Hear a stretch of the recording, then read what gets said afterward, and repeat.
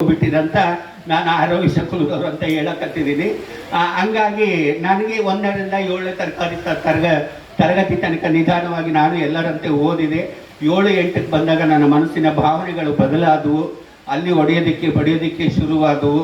ಆಮೇಲೆ ಅದರಲ್ಲೇ ವಿದ್ಯಾಭ್ಯಾಸ SSLC ತನಕ ಮಾಡಿ SLC ಫೇಲ್ ಆದೆ.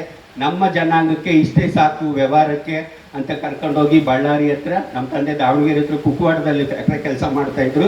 ಅಲ್ಲಿಂದ ಕರ್ಕೊಂಡೋಗಿ ಕಲ್ಕಂಬದಲ್ಲಿ ಕುರುಗೋಡಲ್ಲಿ ಇಟ್ಟು ನನಗೆ ಹೋಟ್ಲ್ ಇಟ್ಕೊಟ್ರು. ಹೋಟ್ಲು ಲಾಸ್ ಮಾಡಿದೆ, ಸೈಕಲ್ ಶಾಪ್ ಲಾಸ್ ಮಾಡಿದೆ, ಎಲ್ಲ ಲಾಸ್ ಮಾಡಿ ಗಂಡಸರಿಗೆಲ್ಲ ಉದ್ರಿ ಕೊಟ್ಟು ಬಿಡೋದು, ಆರಾಮಾಗಿ ಕುತ್ಕೊಂಡ್ಬಿಡೋದು. ಜಬರ್ದಸ್ತ್ ಮಾಡಿ ಕೇಳ್ತಿದ್ದಿಲ್ಲ, ಕೇಳಿದ್ರೆ ಕೊಡ್ತೀನ್ಲೇ ದಣಿ, ಕೊಡ್ತೀನ್ಲೇ ಶಕ್ತಿ ಅಂದ್ಬಿಡೋರು ಜನ.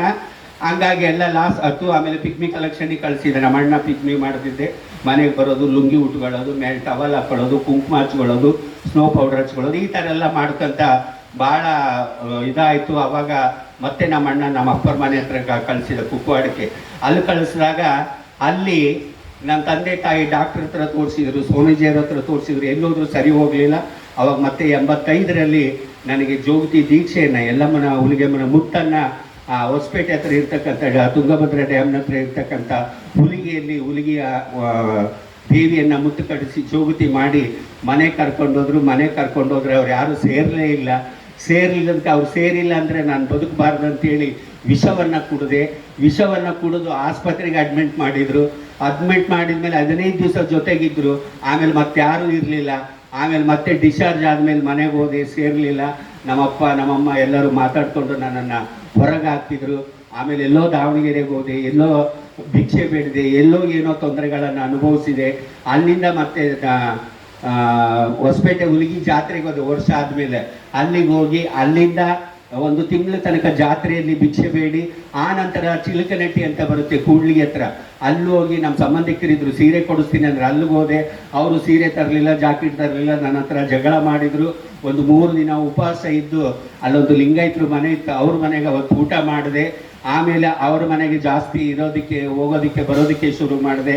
ಅವ್ರ ಮನೆಗೆ ಎಷ್ಟು ದಿವಸ ಇರಬೇಕಂತ ಮತ್ತೆ 50 ರೂಪಾಯಿ ಮನೆ ಬಾಡಿಗೆ ಮಾಡಿಕೊಂಡು ಅಲ್ಲಿ ಮನೆ ಬಾಡಿಗೆ ಮಾಡ್ಕೊಂಡಿದ್ದೆ. ಬದುಕಬೇಕಲ್ಲ, ನನಗೆ ಕೈ ಹೊಡೆಯಕ್ಕೆ ಇಷ್ಟ ಇಲ್ಲ. ಬಾಕ್ಸ್ ಒಳಗೆ ಚಟ್ನಿ ತುಂಬಿಕೊಂಡು ದಿನ ಬೆಳಗ್ಗೆ 6:30-7 ಗಂಟೆ ಅನ್ನೋಷ್ಟೊತ್ತಿಗೆ ಹಳ್ಳಿ ಒಳಗೆ ಹೋಗಿ ಇಡ್ಲಿ ಚಟ್ನಿ ಮಾಡ್ಕೊಂಬರ್ತಿದ್ದೆ. ಸಂಜೆ 5, 6, 7, 3 ಕ್ಲಾಸಿಗೆ ಟ್ಯೂಷನನ್ನು ಹೇಳ್ಕೊಡ್ತಿದ್ದೆ.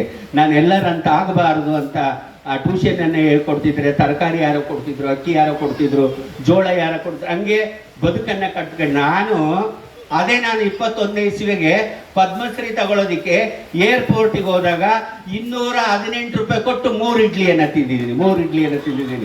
4 ಮಾರಿದವಳು ನಾನೇ, 218 ರೂಪಾಯಿಗೆ 3 ಇಡ್ಲಿ ತಂದವಳು ನಾನೇ.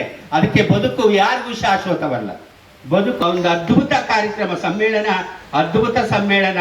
ಅವರು ಸಿಕ್ಕ ಮೇಲೆ ಅವ್ರ ಜೊತೆಗೆ ಜಾನಪದ ಜೋಗತಿ ನೃತ್ಯವನ್ನ, ಯಲ್ಲಸುರ ಆಗಿರ್ಬೋದು, ಕೀಚಕನ ವಧೆ ಆಗಿರ್ಬೋದು, ಮಣಿಪುರ ಆಗಿರ್ಬೋದು, ಬಯಲಾಟ ಆದಂಥ ಗಿರಿಜ ಕಲ್ಯಾಣದ ಈ ನಾಟಕಗಳಲ್ಲೆಲ್ಲ ಪುರುಷ ಪಾತ್ರಗಳನ್ನು ಮಾಡಿ ಜಾನಪದ ನಾಟಕವನ್ನು ಸಾವಿರಾರು ಪ್ರದರ್ಶನಗಳನ್ನು ಮಾಡಿದ್ದೀನಿ.